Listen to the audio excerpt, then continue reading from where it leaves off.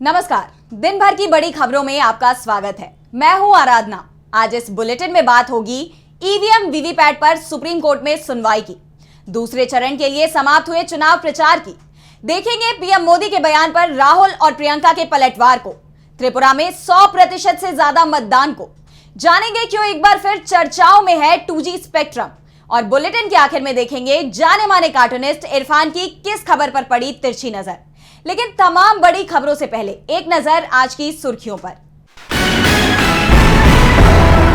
चुनाव आयोग ने पीएम की स्पीच के खिलाफ शुरू की जांच। पीएम मोदी ने बांसवाड़ा में कहा था, कांग्रेस सत्ता में आई तो मुस्लिमों में बांट देगी आपकी संपत्ति। पश्चिम बंगाल की मुख्यमंत्री ममता बनर्जी ने बीरभूम में रैली के दौरान बीजेपी समेत चुनाव आयोग पर बोला हमला। कहा, बीजेपी को खुश करने के लिए चुनाव आयोग ने कराया इतना लंबा चुनाव। सुप्रीम कोर्ट पहुंचे हेमंत सोरेन। हाईकोर्ट में जमानत याचिका पर फैसले में देरी की शिकायत। कपिल सिब्बल ने कोर्ट से कहा, सोरेन जेल में रहेंगे और खत्म हो जाएगा चुनाव। शेयर बाजार में तेजी, 114 अंकों की तेजी के साथ 73,852 पर बंद हुआ सेंसेक्स, तो 34 अंकों की तेजी के साथ 22,402 पर बंद हुआ निफ्टी। ये तो थी सुर्खियां। अब बात आज की सबसे बड़ी खबर की। सुप्रीम कोर्ट में आज वोट का पेपर ऑडिट ट्रेल वीवीपैट को लेकर सुनवाई हुई। सुनवाई के दौरान सुप्रीम कोर्ट ने चुनाव आयोग से कई सवाल पूछे और दोनों पक्षों की दलीलें सुनी और बाद में फैसला सुरक्षित रख लिया। अब कोर्ट के फैसले पर सभी की नजर है कि क्या याचिकाकर्ता की मांग मानी जाएगी। तो आज कोर्ट में क्या हुआ, देखिए ये रिपोर्ट। वीवीपैट पर सुनवाई करते हुए आज सुप्रीम कोर्ट ने कई सख्त टिप्पणियां की। सुप्रीम कोर्ट में न्यायमूर्ति संजीव खन्ना और न्यायमूर्ति दीपांकर दत्ता की बेंच ने कहा था कि उसे कुछ पहलुओं पर स्पष्टीकरण की जरूरत है। ईवीएम को लेकर अक्सर पूछे जाने वाले सवालों को लेकर चुनाव आयोग की ओर से जो उत्तर दिए गए हैं उनमें कुछ भ्रम है। कोर्ट ने अतिरिक्त सॉलिसिटर जनरल ऐश्वर्या भाटी से कहा कि हम गलत साबित नहीं होना चाहते, बल्कि अपने निष्कर्षों को लेकर पूरी तरह से आश्वस्त होना चाहते हैं और इसीलिए हमने स्पष्टीकरण मांगने का सोचा। क्या वीवीपैट की कंट्रोलिंग यूनिट में माइक्रो कंट्रोलर लगा हुआ है? क्या किसी प्रोग्राम को माइक्रो कंट्रोलर में केवल एक बार ही फीड किया जा सकता है?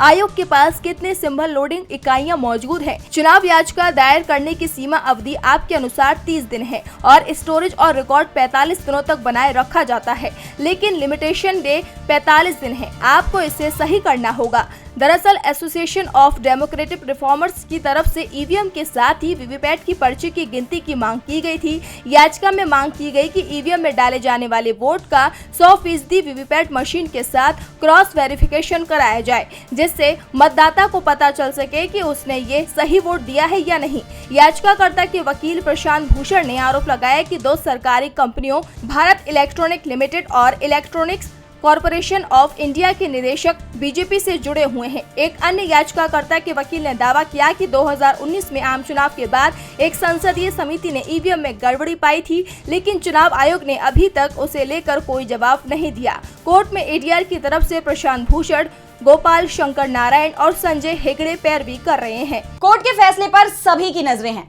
तो नजर दूसरे चरण की वोटिंग पर भी टिकी हुई है। लोकसभा चुनाव के दूसरे चरण में 88 सीटों पर वोटिंग होनी है, जहां प्रचार प्रसार भी थम गए हैं। चुनाव प्रचार समाप्त होने से पहले सभी दलों ने अपनी पूरी ताकत झोंक दी। बीजेपी की तरफ से पीएम मोदी ने प्रचार की कमान संभाली, तो कांग्रेस के लिए राहुल गांधी और प्रियंका ने रैलियां की। 26 अप्रैल को लोकसभा चुनाव के दूसरे चरण की वोटिंग होगी। 12 राज्यों और केंद्र शासित राज्यों की 88 लोकसभा सीटों पर मतदान होगा, जिसके लिए 1206 प्रत्याशी अपनी किस्मत आजमा रहे हैं।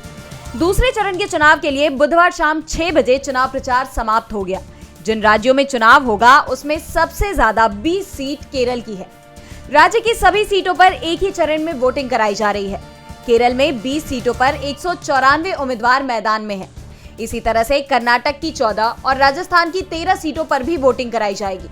महाराष्ट्र और यूपी की 8-8 सीटों पर वोटिंग होगी, जबकि मध्य प्रदेश की 6, बिहार और असम की 5-5 सीटों पर भी वोटिंग कराई जाएगी। दूसरा चरण बीजेपी के लिए बहुत मुश्किल माना जा रहा है, क्योंकि उत्तर भारत के उन हिस्सों में वोटिंग होनी है जहां बीजेपी के खिलाफ चल रहे क्षत्रिय आंदोलन का जबरदस्त असर दिख रहा है, जिस कारण से पार्टी की चिंता बढ़ती दिखाई दे रही है। अगर 2019 के लोकसभा चुनावों की बात की जाए तो इन 88 सीटों में एनडीए भारी पड़ा था। एनडीए में बीजेपी को अकेले 50 सीटों पर जीत मिली थी, जबकि 8 सीटें उसकी सहयोगी पार्टी ने जीती थी। सबसे ज्यादा सीटें जीतने के मामले में कांग्रेस 21 सीटों के साथ दूसरे नंबर पर थी। बची हुई 9 सीटें अन्य दलों के हिस्से में गई थी। पिछले लोकसभा चुनाव में कांग्रेस को केरल में जबरदस्त सफलता मिली थी। कांग्रेस की यूडीएफ ने 20 में से 19 सीटों पर कब्जा किया था। दूसरे चरण में वोटिंग के लिए मध्य प्रदेश की 7 सीटों पर बीजेपी का कब्जा था। बिहार में 1 सीट बीजेपी और 4 जेडीयू के पास थी। राजस्थान और त्रिपुरा में भी बीजेपी की परीक्षा होगी, क्योंकि सभी सीटें बीजेपी के पास है। असम की 3 सीटों पर बीजेपी और 2 पर कांग्रेस का कब्जा है। दूसरे चरण में 1206 उम्मीदवारों की किस्मत दांव पर होगी। प्रचार समाप्त होने से पहले राजनीतिक दलों ने अपनी पूरी ताकत झोंक दी थी। कांग्रेस की तरफ से पार्टी सांसद राहुल गांधी ने जाति जनगणना के मुद्दे पर पीएम मोदी पर जमकर हमला बोला, तो प्रियंका गांधी ने भी मंगलसूत्र को लेकर पीएम के बयान पर उन्हें घेर लिया। बुधवार को राहुल ने जहां महाराष्ट्र में चुनावी रैली की, तो वहीं प्रियंका गांधी ने राहुल के संसदीय क्षेत्र वायनाड में चुनावी रैली की।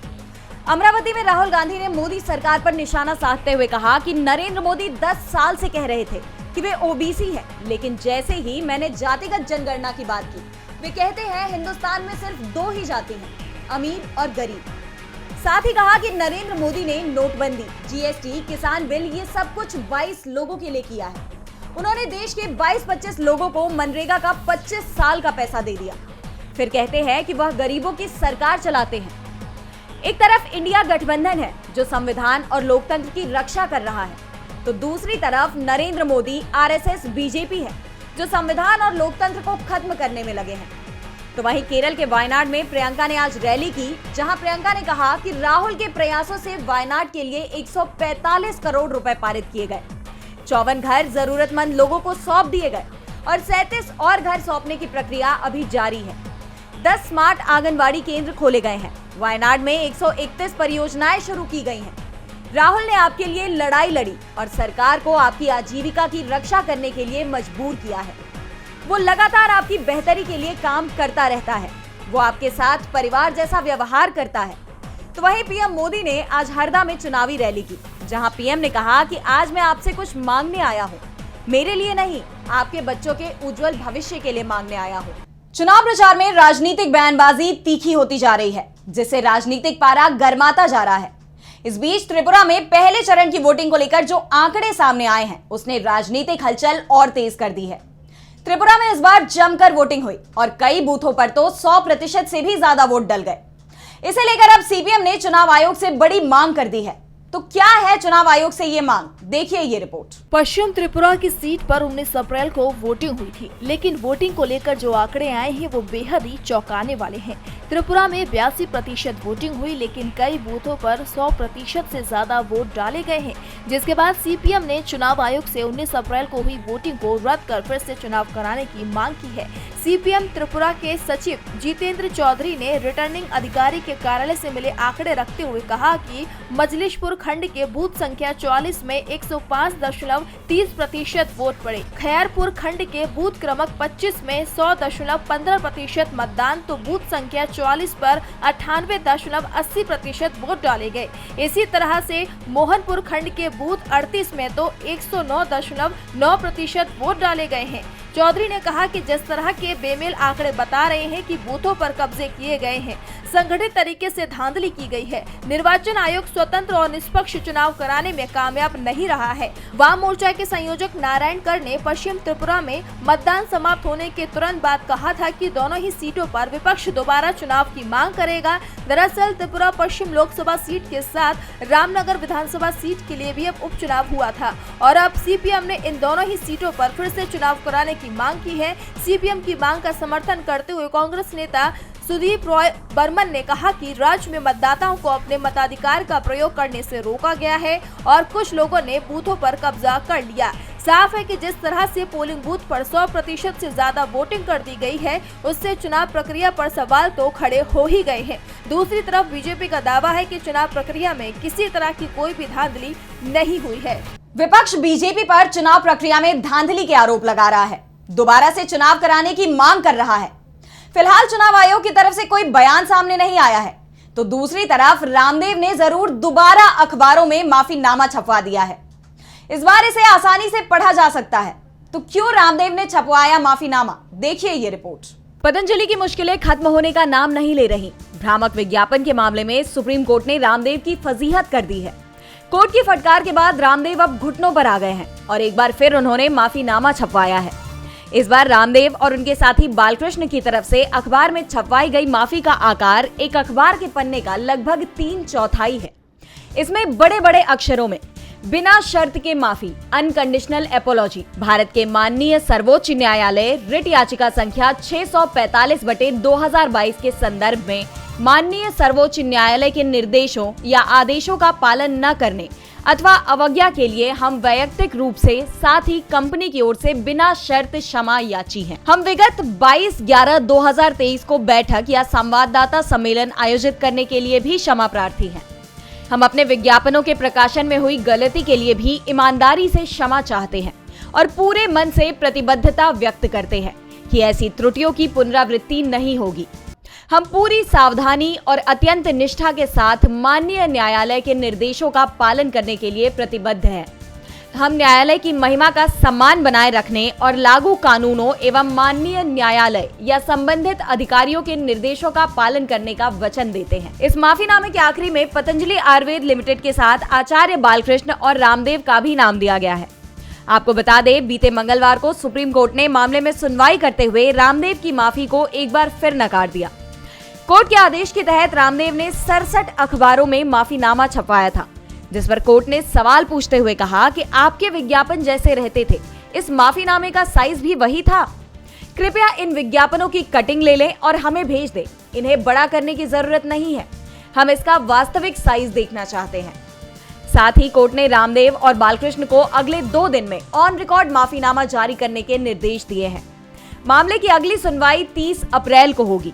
ऐसे में अब सवाल ये उठ रहे हैं कि क्या रामदेव को माफी मिलेगी? एक तरफ रामदेव ने बड़े बड़े अक्षरों में बिना शर्त के माफी छपवा दिया है। अब उन्हें उम्मीद है कि शायद सुप्रीम कोर्ट से माफी मिल जाएगी। रामदेव की मुश्किलें कम होती नहीं दिख रही हैं, तो वहीं बीजेपी की मुश्किल भी बढ़ती दिखाई दे रही है, क्योंकि अब कन्नौज सीट को लेकर सपा की तरफ से बड़ा ऐलान कर दिया गया है। तो क्या है खबर, देखिए ये रिपोर्ट। कन्नौज सीट पर बीजेपी के सुब्रत पाठक का मुकाबला सपा प्रमुख अखिलेश यादव से होगा। पहले सपा ने यहां से तेज प्रताप यादव के नाम का ऐलान किया था, लेकिन अब इस सीट पर पार्टी ने उम्मीदवार बदल दिया है और तेज प्रताप की जगह अखिलेश यादव अब कन्नौज से खुद चुनाव लड़ेंगे। सपा के राष्ट्रीय महासचिव रामगोपाल यादव ने अखिलेश यादव की उम्मीदवारी का ऐलान करते हुए कहा कि 25 अप्रैल को दोपहर 12 बजे उनका नामांकन होगा। फिलहाल अखिलेश ने अपनी उम्मीदवारी पर जरूर चुप्पी साध रखी है। उन्होंने कहा कि 25 अप्रैल को सब कुछ साफ हो जाएगा, लेकिन ये तय है कि जो कन्नौज की जनता की मांग होगी, सपा उसे पूरा करेगी। कन्नौज में सपा की तरफ से अखिलेश यादव के नाम से नामांकन पत्र भी खरीद लिए गए हैं। सपा नेताओं ने बताया कि पार्टी प्रमुख के नाम पर नामांकन पत्र के 7 सेट लिए गए हैं। वैसे अखिलेश यादव ने पहले ही ऐलान कर दिया था कि कन्नौज सीट से जो सपा का उम्मीदवार होगा वो सीधे नामांकन करेगा, उसके बाद इसका ऐलान होगा। और अब ये साफ हो गया है कि अखिलेश यादव भले ही अभी तक कुछ नहीं बोल रहे हो, लेकिन वो कन्नौज सीट से चुनाव लड़ रहे हैं। ये तय हो गया है कि अखिलेश कन्नौज की सीट से चुनाव लड़ रहे हैं। इस घोषणा ने बीजेपी की नींद उड़ा दी है। तो 2G स्पेक्ट्रम मामला भी बीजेपी की परेशानी बढ़ा सकता है। मोदी सरकार ने सुप्रीम कोर्ट के 12 साल पुराने फैसले में संशोधन की मांग करते हुए नीलामी के अलावा अन्य तरीकों से स्पेक्ट्रम आवंटन की मांग की है, जिसके बाद विपक्ष हमलावर हो गया है। सरकार पर 5G स्पेक्ट्रम को लेकर भी आरोप लगाए जा रहे हैं।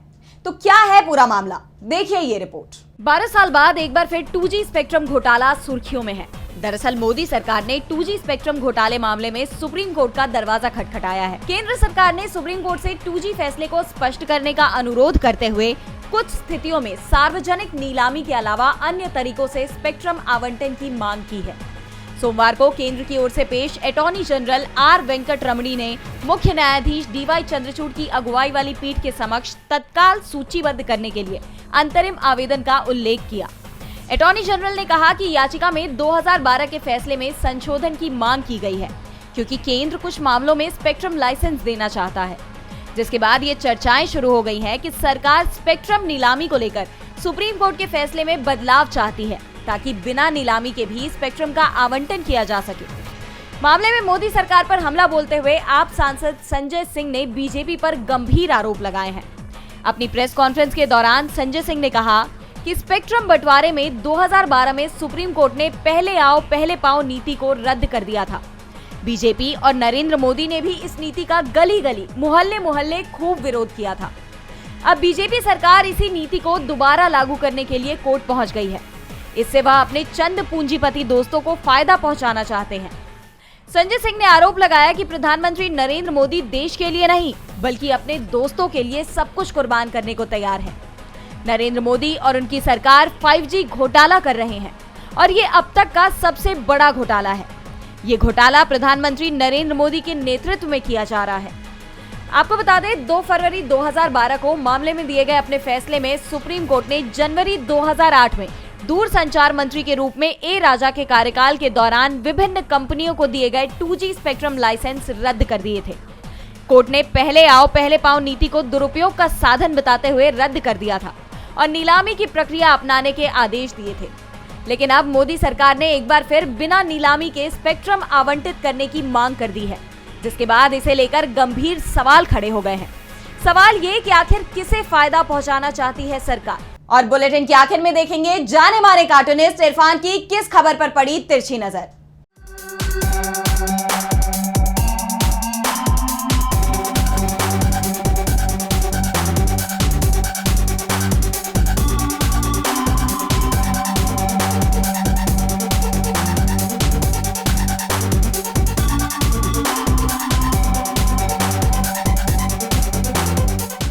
देश लगातार आत्मनिर्भर होता चला जा रहा है। जिसकी जो मर्जी आ रही है बाजार में वो उसकी कीमतें चीज़ों की बढ़ाता चला जा रहा है। जिसकी जो मर्जी आ रही है चीज़ों में मिलावट करके जहर बेचता चला जा रहा है, क्योंकि सरकार तो किन्हीं और कामों में व्यस्त है। अब देखिए ना, किसी के घर में तो नोट छापने तक की मशीन मिल गई है कि भाई अपना छापो और अपना ही खर्च करो। तो ये सब काम ही अगर लोगों को करना है तो फिर सरकार की जरूरत क्या है?